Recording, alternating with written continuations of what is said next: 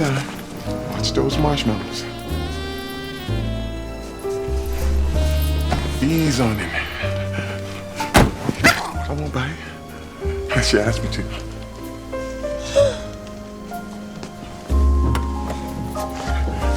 You are so beautiful.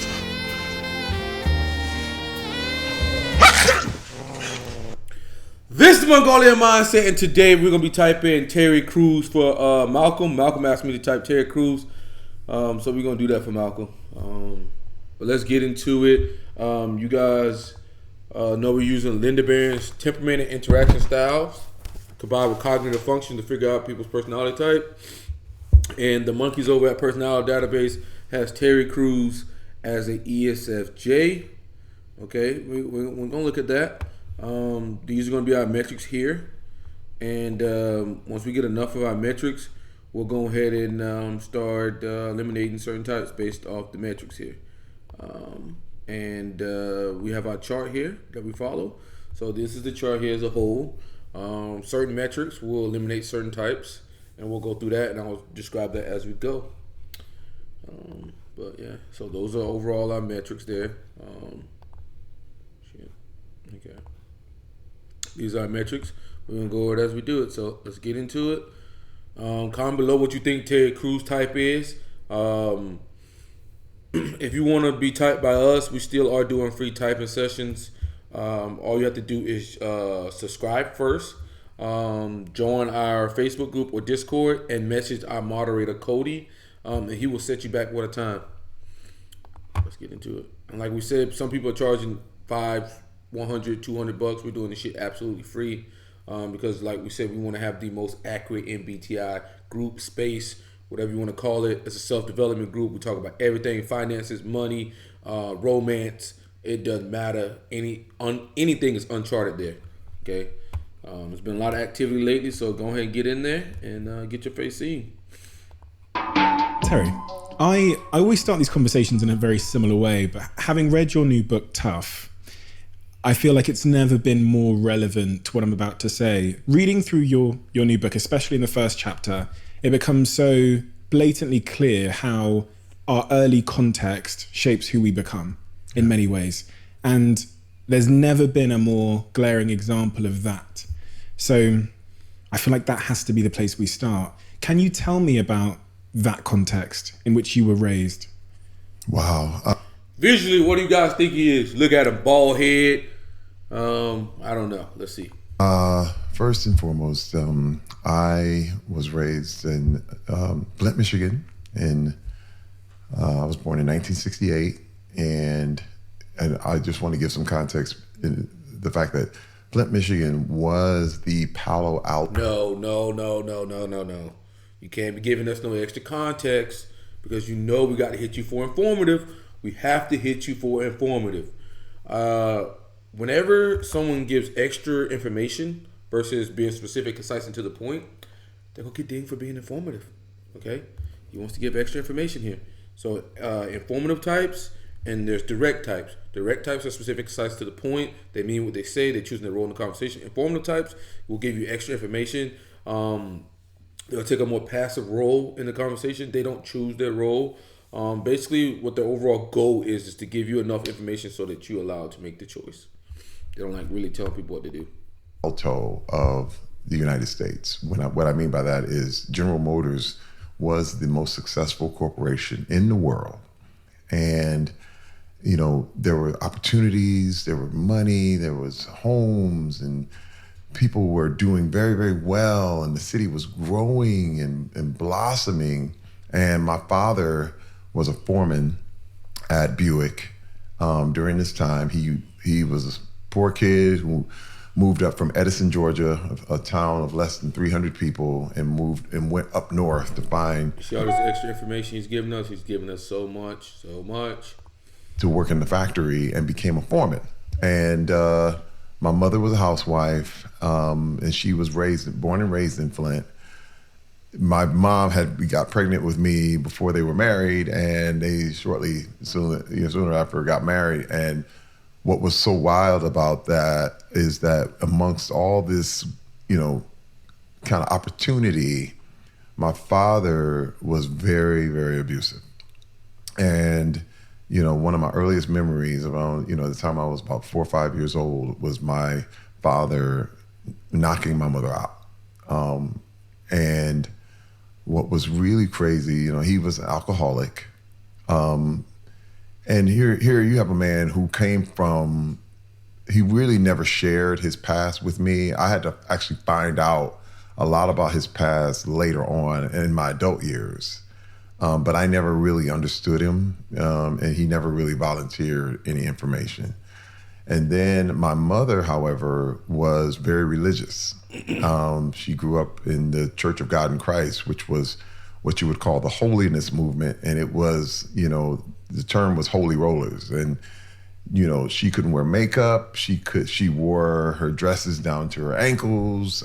We were not allowed to go to the movies, not allowed to listen to secular music, not allowed to play sports. Basically everything that I ended up doing in my life, I was not allowed to do. And we were in church probably 6 days out of a 7-day week. So it was inundated with religion, a lot of guilt, a lot of shame, a lot of, God's gonna get you, if you don't, this is the way they felt they needed to keep you in line. So there was a very toxic mix in my household because here, my father was an alcoholic and my mother's religious. And so they always went at each other because you weren't allowed to do. All right, I'm done with him with that. He's informative. Okay? He's informative. Way too much, Terry. Way too much. I gotta hit you, man. Hurts me more than it hurts you. But we gotta hit him for informative. Not like that. Why is it like that? We want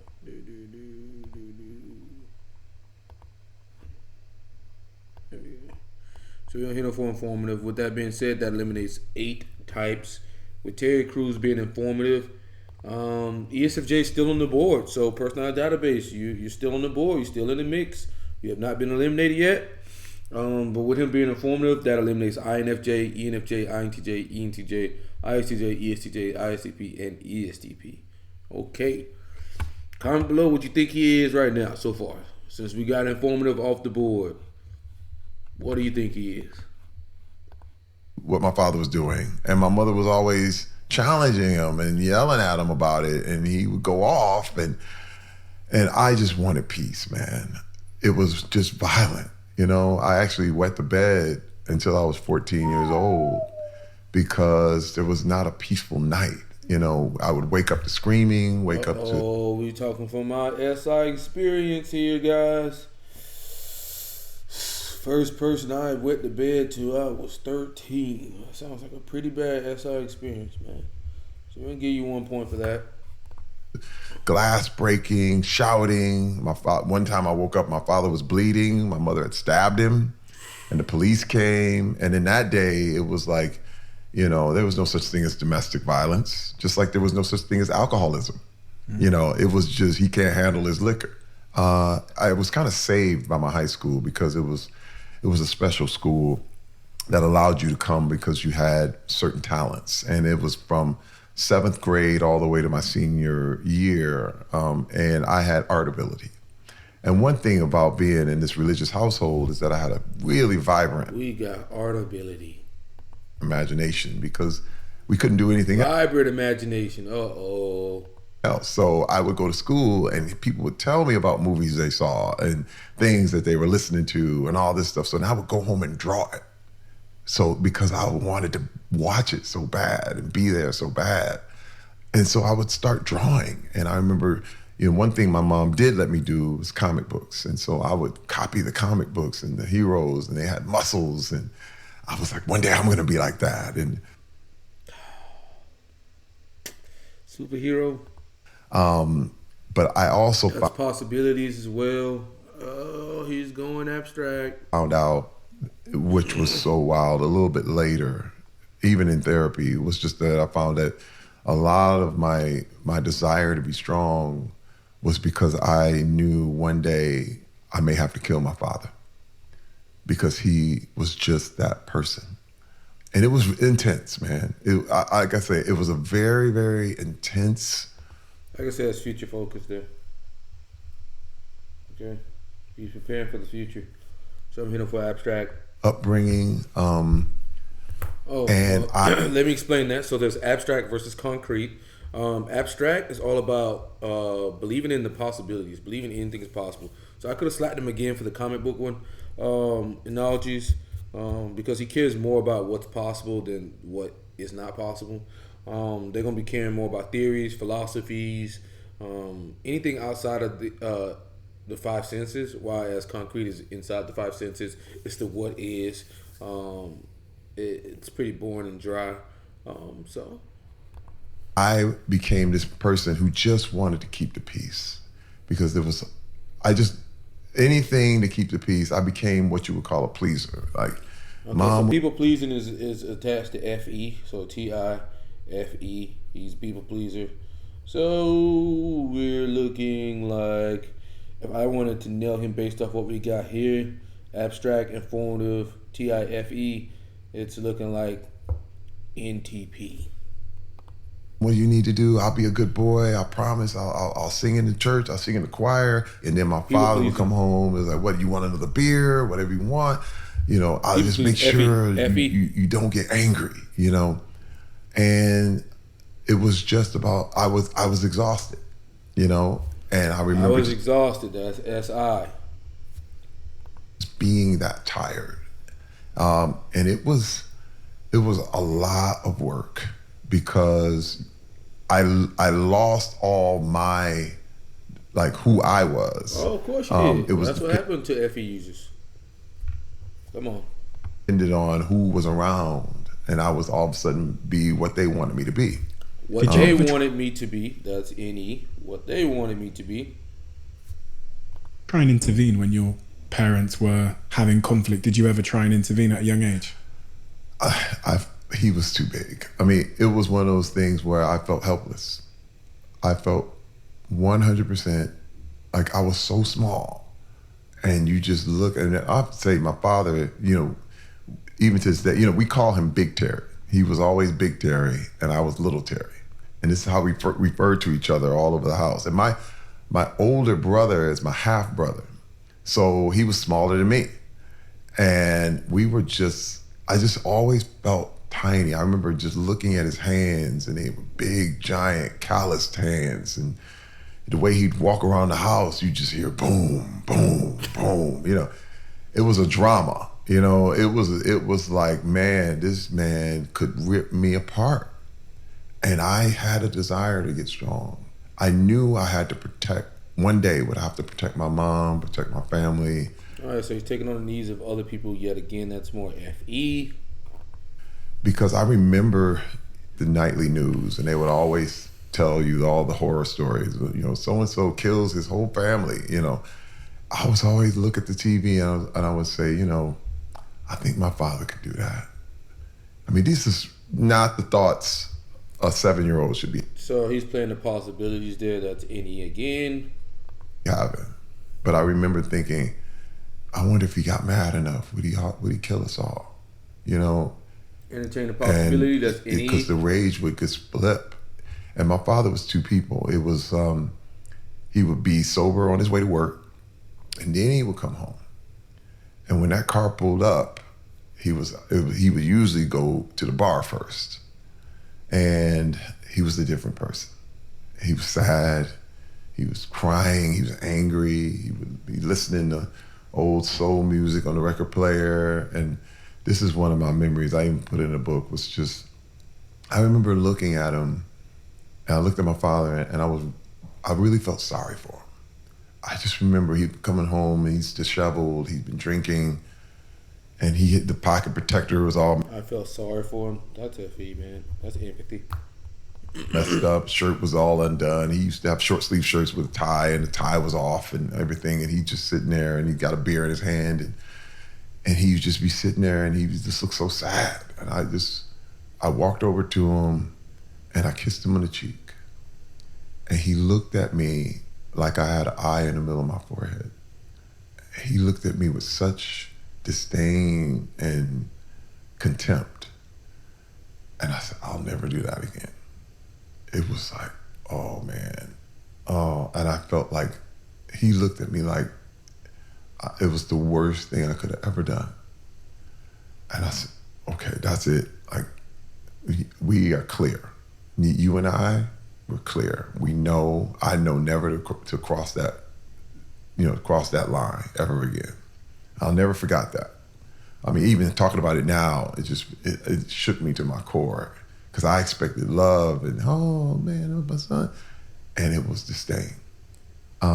He didn't know. He didn't know how to do it. And so that's what it was.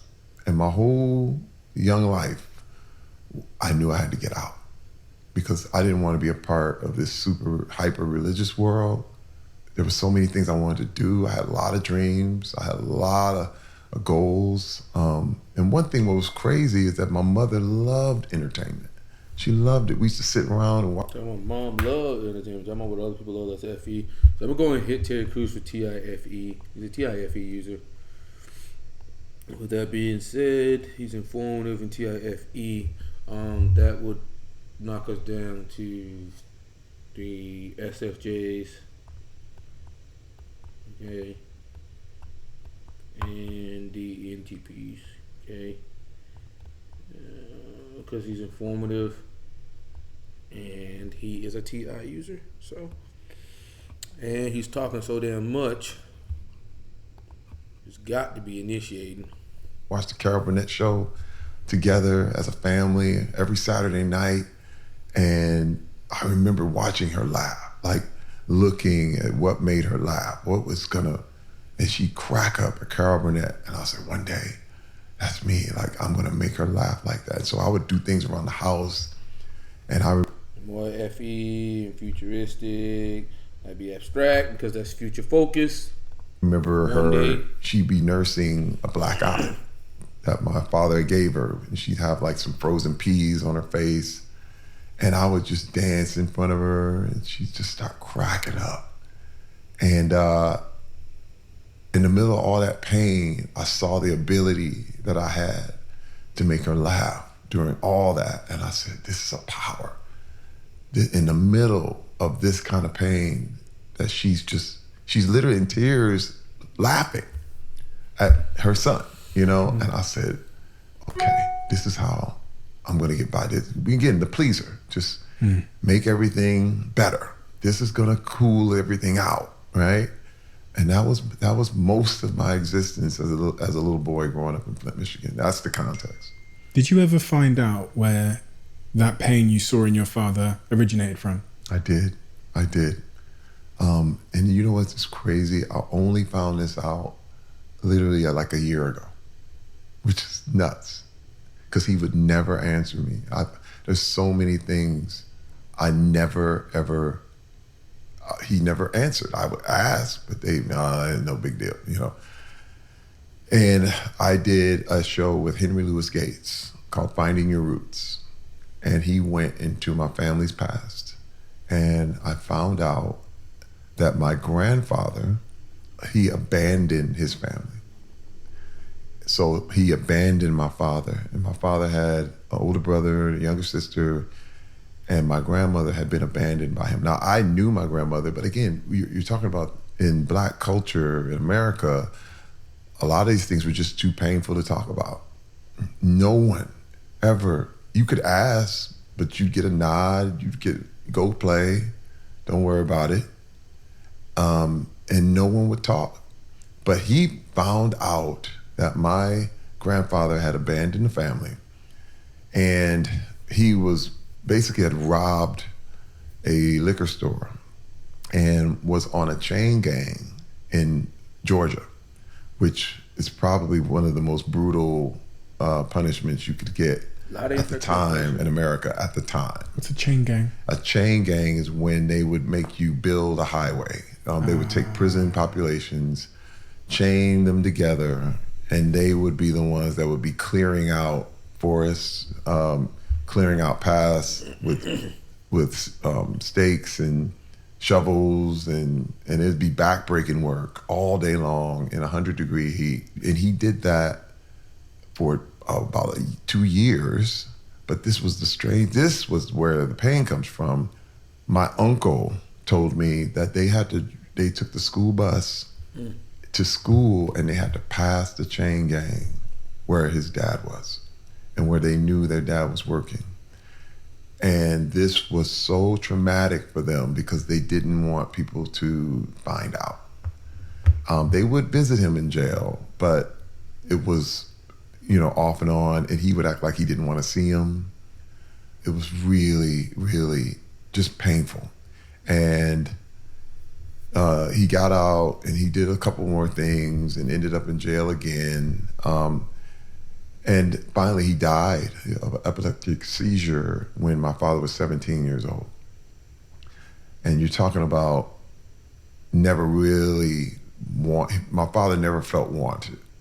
Never felt, he was his blood son, but it just was, and it was a pauper's grave. There's a headstone that's cracked right now. It's not even a headstone. It's kind of like all this damn extra information Terry Crews is giving. Jesus, Terry. Just a block with his name on it, Edward Cruz. And it's broken in half. And I plan on putting a proper headstone on that sometime this year. But I started to understand. I started to understand that pain. And it drove... Started to understand that pain, TIFE. My father to drink at a young age. And, one thing we do as men is that we tend to numb ourselves, because this is a part of, you feel like you're being tough, you feel like you're being strong, like, okay, I don't feel that pain, I can't show that pain, I can't. And drinking is a big way of numbing your pain. For me, it was pornography. Pornography numbed my pain. And like I still to this day, I've never been drunk. I've never been high. I don't do that. But pornography was something that took me out. When did that come into your life? Pornography? When was the first time? Oh man, I first discovered porn at about 9-10 years old. I was over at my uncle's house and he had a chest full of pornography. And this is the thing, it's funny because people have said, well, there's nothing wrong with pornography, with adults and the whole thing. But the problem is that, you never find it as an adult. I don't know anybody who found pornography as an adult. You always find it as a child. It's everywhere. And it's funny because I've been told, hey man, just mind your business. It's all good. Keep to yourself. That's your issue. But porn never keeps itself to itself. I get texts today. I get texts now. People texting me. It's something like fishing, and they text you porn and text you hot girls in your area now. And you're like, I didn't ask for this. You know what I mean? But you start to realize that they know what they're doing. They know they can get a hook, and they know if they can get it in you, and they know if they can get it into you young. And this was the thing that attracted me to porn, is that I would open up the magazines and they would have comics in them. And the comics and different things, they would have subjects like Goldilocks and, and Snow White and all these stories, Jack and Jill, and you start to realize, wow, this is really, this is stuff I realized as an adult, that this is wired. They're wired to get you young, you know what I mean? And to stay in there because they know it'll never go away, And that was what attracted me. And again, I didn't even know what sex was. But man, all I knew is when I opened that magazine and saw those ladies in that magazine and how beautiful they were, all my problems were gone. Like, it was numb. Like, I didn't know anything about violence, about where I was. It was just like, I could zone away and every problem was disappear. And I had to have it. Like, when things got stressful, I'll never forget, because again, and here's another thing, because you're in a religious household, so you're doing wrong. It was like, oh, that's bad, But this was also a time when pornography was in the grocery store. And it wasn't seen as something. It was just kind of like, there we go. And I remember telling my mom, I'm going to go in the store and get some milk. And I remember just grabbing one of those magazines, and I couldn't stop until she found, she's like, hey, what are you doing?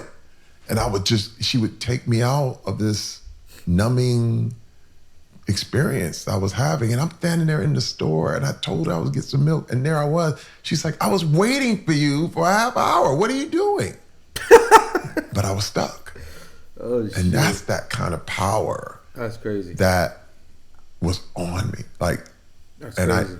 I had this addiction for the longest time. How long? Oh my God.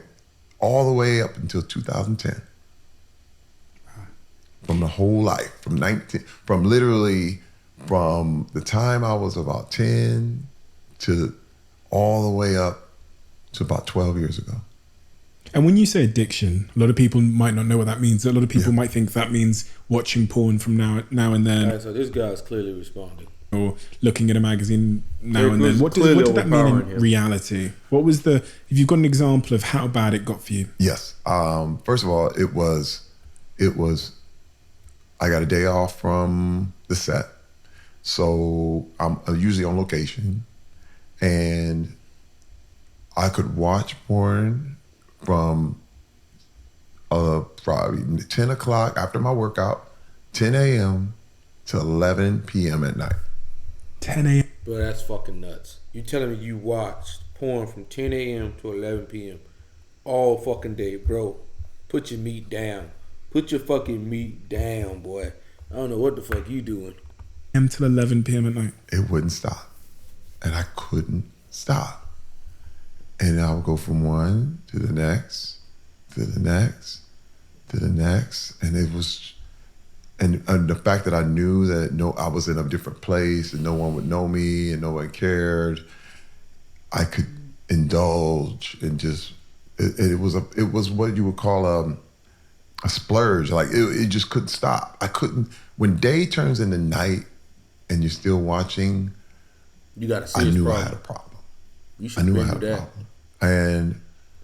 And when you tell yourself I'm not gonna do this anymore, and then you go right back. Because what was happening, I found, is, with the porn, it was like I would say, okay, I'm done with that, whatever, and I would feel guilty. But with guilt Feeling guilt, that's FE. comes shame. Shame, And that's with F5. the shame says, and shame doesn't say you've done something bad. Shame says you are bad.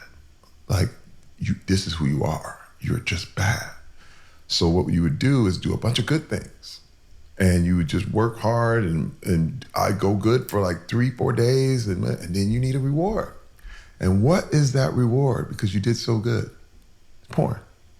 And so you go back in. And the cycle starts all over again. Cycle. And It's NE.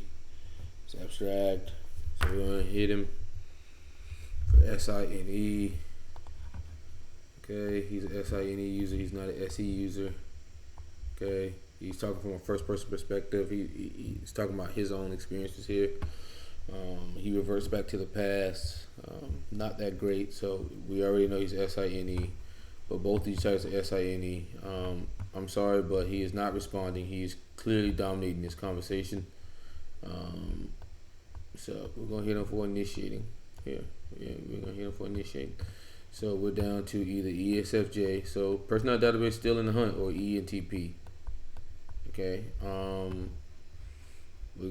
Both of these types are progression, so we don't need to worry about that anymore.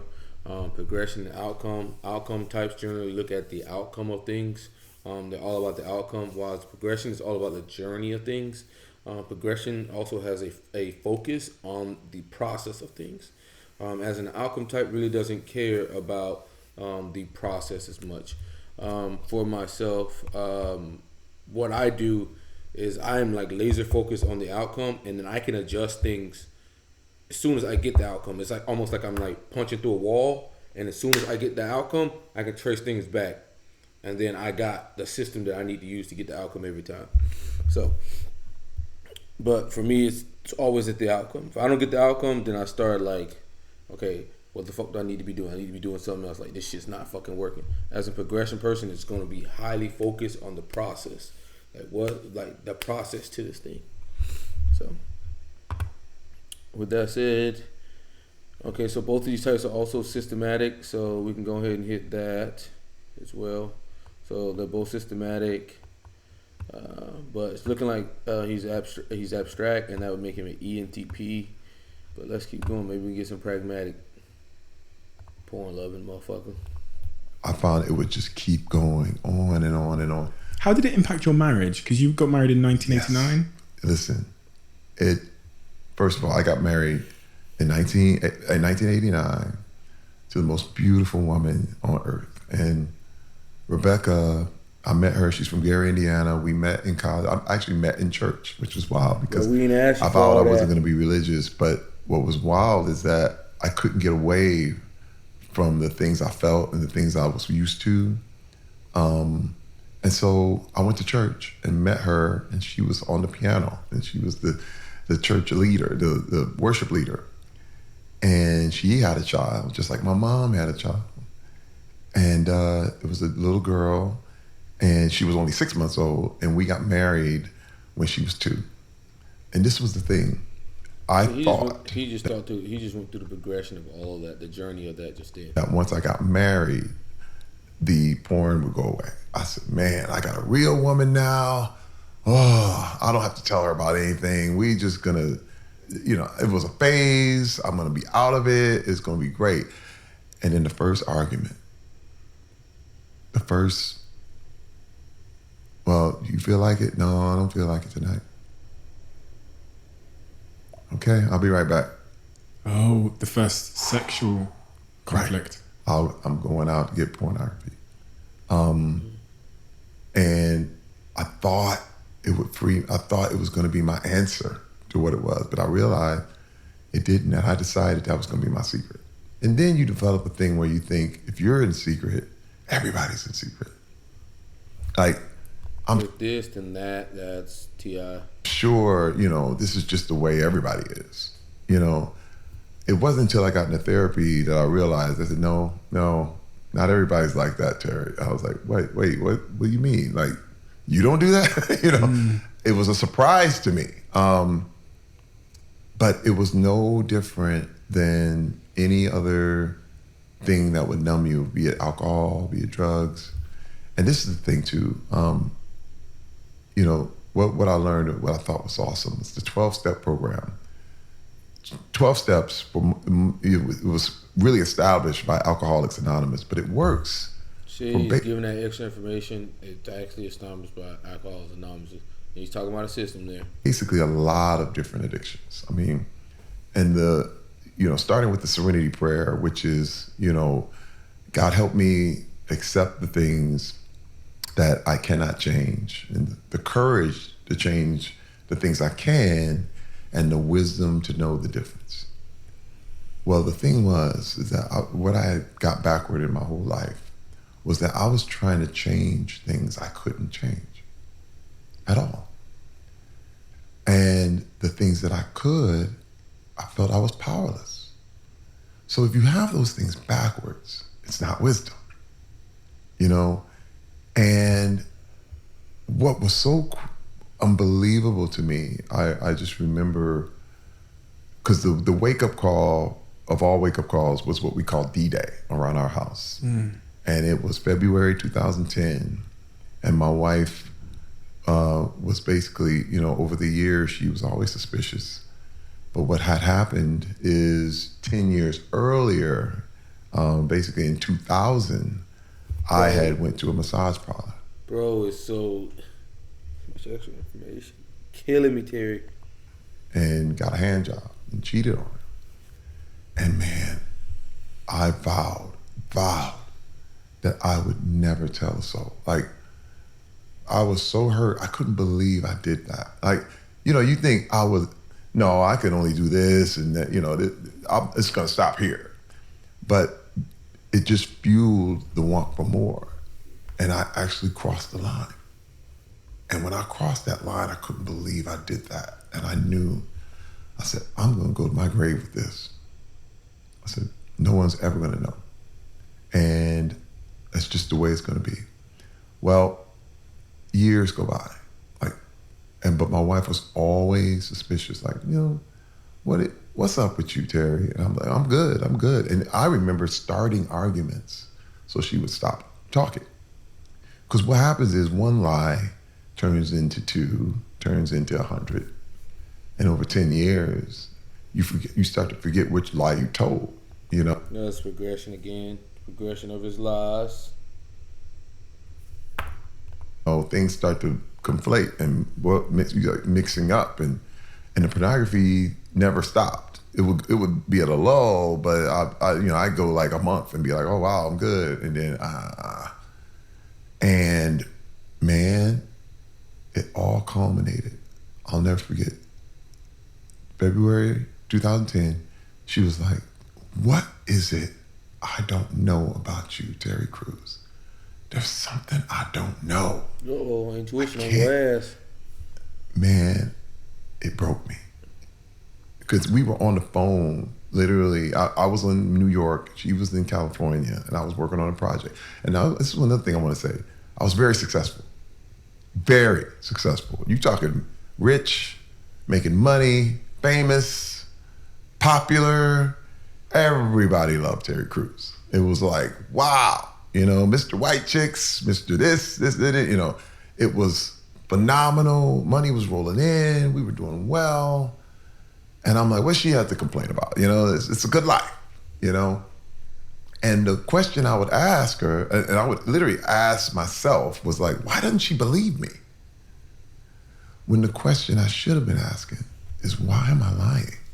It's two different, it's the context the same, 2 different views, and I had blamed her for not believing me. That's how deep it goes. And I'm gonna tell you, success is the warmest place to hide, because no one's gonna call you on your shit. Nobody's gonna say, hey, maybe you should. You get a lot of sycophants. You get a lot of people telling you, you're right. I had tons of people like, man, you good. In comparison to everybody else, oh my God, you never hit your wife. You bring the money home. You do all this stuff. But I was not real. I was a lie. I was living a lie. And when I told my wife, I heard this gasp on the other end, and I was like, oh boy, I think it's over. And she said, I'm done. She said, I don't know who you are. I have no idea. Because see, F I fucking trickster. To me, it happened 10 years ago. But to her, it happened today. I had a few words to say about one of my sponsors on this podcast. As the seasons have begun to change, so has my... Why did you tell her on that day? Because she's always asked me. Like, this wasn't the first time. It was a course of like, you doing something. I was like, I'm not doing anything. What are you doing? Like, leave me alone. I'm not like I said, I want you to believe me, but it became to a point where we were on the phone for so long and she wouldn't let it go. A little bit, it was like she wore me down to the point of, like, boo-hoo, she wore me down. Like, here. And let me tell you the shocking thing about me telling her that revelation. She was like, I'm gone. That's it. I'm out. And I was like, fine, leave. Great. Thank you. Now we know. Because I was still blaming her. I was like, so you're not going to stick with me? Cool. You know what? I'm Terry Crews. I'm like, I'll get another one just like that. First of all, Hollywood does not care if you lose your family. In fact, I'll get 3 more movies. They're like, hey man, you ain't have to go home. Just go right this one set to the next. I said, since when has Hollywood cared if you lost your family? Since when has that been a career breaker? Never. In fact, you get a divorce, that's just par for the course. And I was like, cool, you can't handle it. And I had all kinds of excuses where, you don't understand my upbringing. I got high sex drive. This fame. You look at all the women I could be having. None of that stuff worked, man. And all of a sudden, and she left. I remember her hanging up the phone and said, don't come home. I said, I'm not. And then there I was by myself. I remember in this hotel room. And I was with my little thing like, there it is. It's over. And then a little voice was like, maybe it's me.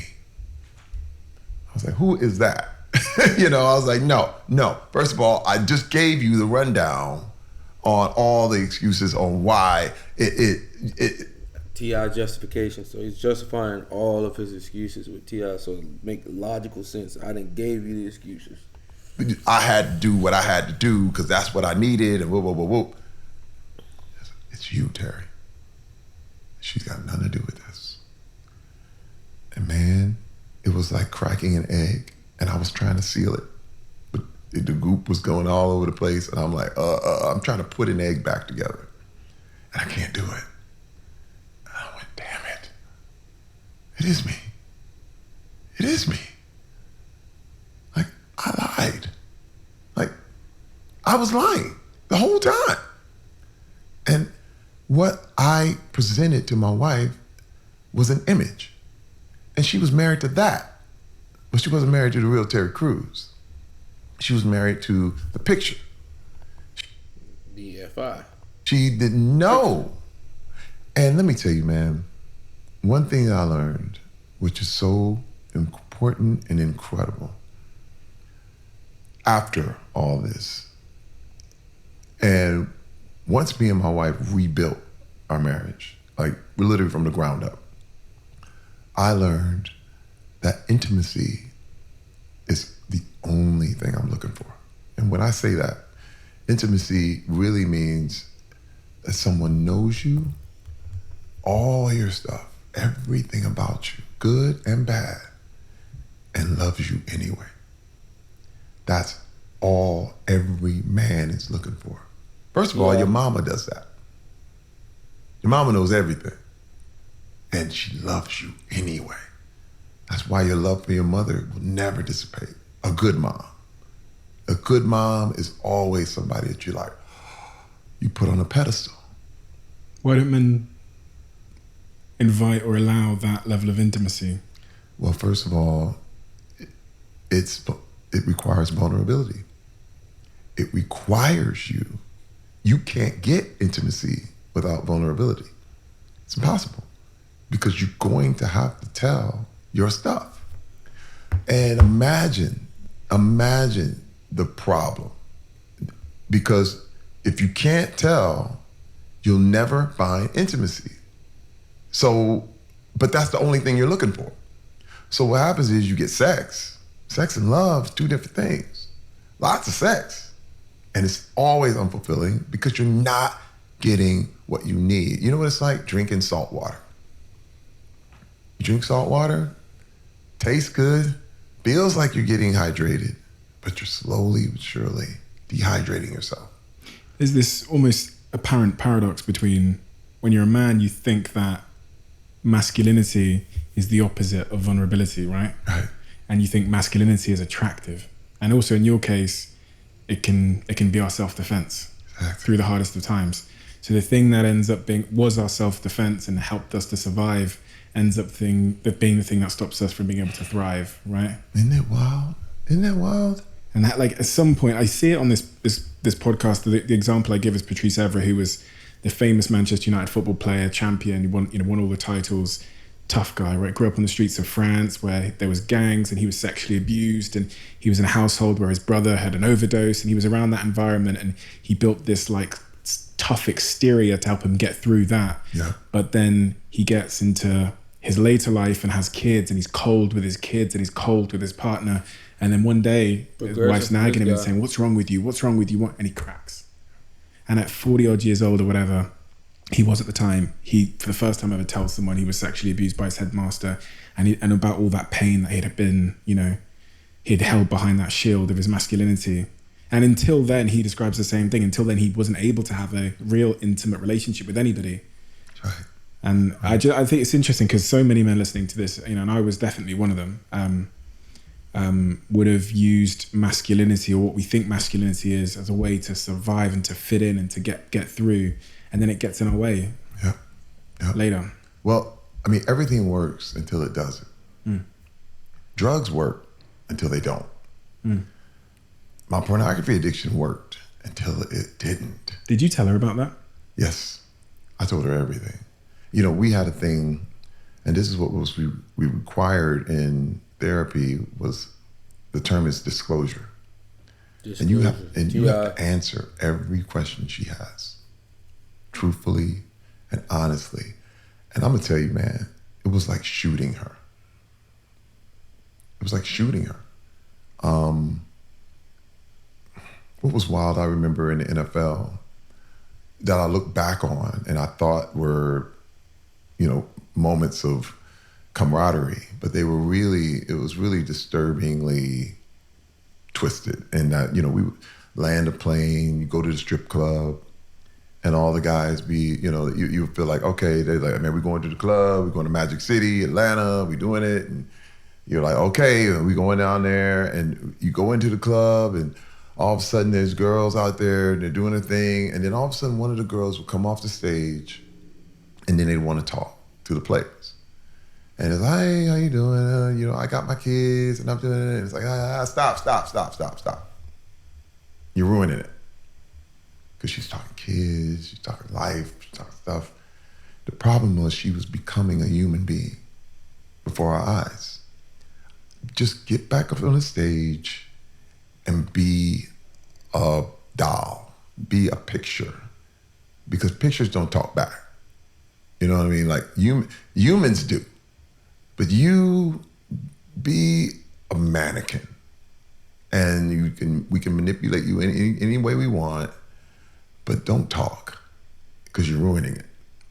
And when I say, I've said this before, and a lot of people got on me, but there was a thing where we didn't really think women were as human as men were. That's a horrible thought. But it was everything that I was taught. In my culture, it was like, hey man, when you gotta understand, growing up in Flint, in the hood, the whole thing was like, hey man, you better tell your girl something, you better get her in line. And you owned your family. Not like you served them, you owned them. You owned your girl or girls. The pimp mentality was praised. Like, oh, what's up, pimp? Oh, that's my pimp right there. I mean, these are fathers to kids. One of my best friends, his dad took him to a prostitute just to make sure he wasn't gay. Huh?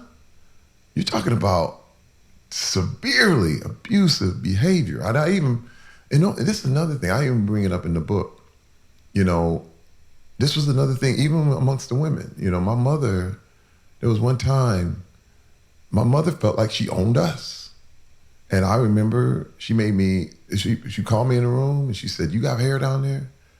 I was like, what? Hair down there? She said, pubic hair? She said, she said, you have hair down there? I said, down where? What are you talking about? There. And she points at my private. I'm like, yeah, I guess. And she said, pull it down. Let me see. Pull your pants down. What? Pull your pants down. Let me see. Man, I'll never forget it. Pull them down. I'm looking out the window. I'm just like trying to be somewhere, anywhere other than here. But it was that extreme religious control vibe where it was like, I control you to the point where I could just make you pull your pants down, inspect you. And listen, I don't think it wasn't sexual in nature, but it was definitely abusive in nature. And it was to let me know that I run this. And I remember pulling my pants up and trying to forget it for years. And I confronted my mother about it. I remember when I was grown, and again, already successful, but I had already went through D-Day with my wife and going through therapy. Talking about all these bad experiences. God, we've been having a good time with this one. And I called my mother and I said, do you remember when you made me do that? She said, do what? I said, Ma, remember?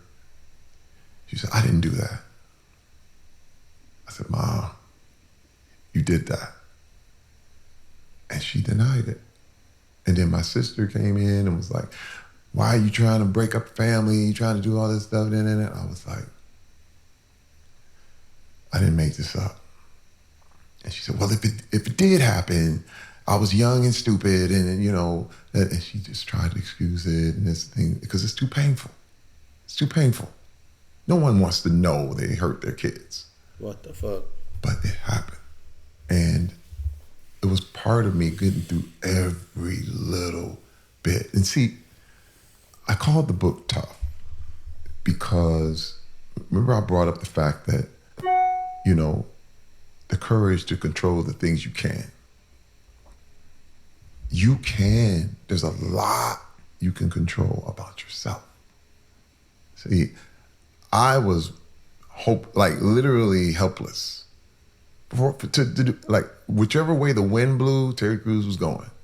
What else can I do? This is another thing where you could bait me into anything. I could, another thing here in my culture was that, if somebody called you nigga, you knock them out. No matter what, no questions asked. Don't even hesitate. You supposed to, and they would tell you, hey man, anybody call you nigga, knock them out. Well, the thing is, though, is that usually when you do that, you go to jail. You can't prove somebody called you a nigga unless it's recorded and it's like your word against, but if somebody's laying on the ground, you just assaulted somebody. It's no different than if you go to a football game and somebody does a cheap shot and you hit them back, who gets ejected? The jail is full of black men who were baited by a word and had to follow the rules. We got to follow the rules, right? So anybody call you nigga, you get knocked out. But here's the point, and here's the thing that changed for me, and this is where I learned what I could control. There are no niggas. There's no such thing. You might as well call somebody a leprechaun. There's no such thing as a nigger. And I said, holy cow. I can get mad about someone calling me something I'm not. Like, the thing I like to say is Bill Gates. If you call him broke, he just look at you and go in his helicopter and fly away. You know what I mean? He wouldn't even be threatened by that. But here's the thing. If you really do think you're a nigga, that's when it affects you. That's when you want to fight. And I said, but I'm not a nigga. And I realized that there was so much I could let wash off because I examined it and I put it to the test. T.I. But you got to be tough to do that. When you look back on that period, what was your lowest moment? Mm-hmm. All right. I would have to say that the day I went to that massage parlor, it was low. I write about it in the book. I just think, and I describe it in detail just because I never thought I would do something like that on my wife. Like, how did I end up here? You just look around like, what in the world? You know what it's like? It's almost like having a faulty instrument panel and you're trying to get to Seattle and you end up in Mexico. You're like, what in the world? How did I do this? It was low. That was the real moment I actually considered suicide.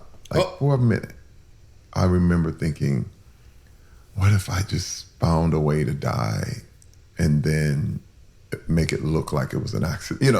What if I just found a way to die? There we go.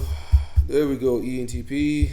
There you go. It's kind of thinking of things, After the massage parlor? Yeah. Or the 10 years later when you start speaking to your No, wife? that was after. Really? I mean, that 2000 was a dark time. That's why I was like, to me, D-Day, 10 years later, was actually an awakening. Because it all happened in one day. It was like denial and then all of a sudden acceptance that I got it screwed up. I don't look at D-Day as a low day at all. I look at it as the day I woke up, the day of like, wow, I was forced to see myself as I really was. Because I had a great image of myself. And, it was like, oh, I'm this, and I'm not that bad because I'm in comparison to everyone else, I'm great. But it did not pass muster because she had to be the one to dictate that. One of the other symptoms of being tough is introduced in the prologue section of the book. All right, we're done here. We got Ted Cruz as an ENTP. Clearly, this guy keeps going back to his bad experiences, whether it be from his dad, whether it be from his mom, and he keeps going back on it. He's obviously a TIFE user. He talks about if this and that type statements. He's also understands other people's pain. He understands empathy, all of that. He's quite imaginative, and he's informative. He won't shut the fuck up. So with that being said, we got Ted Cruz as an ENTP.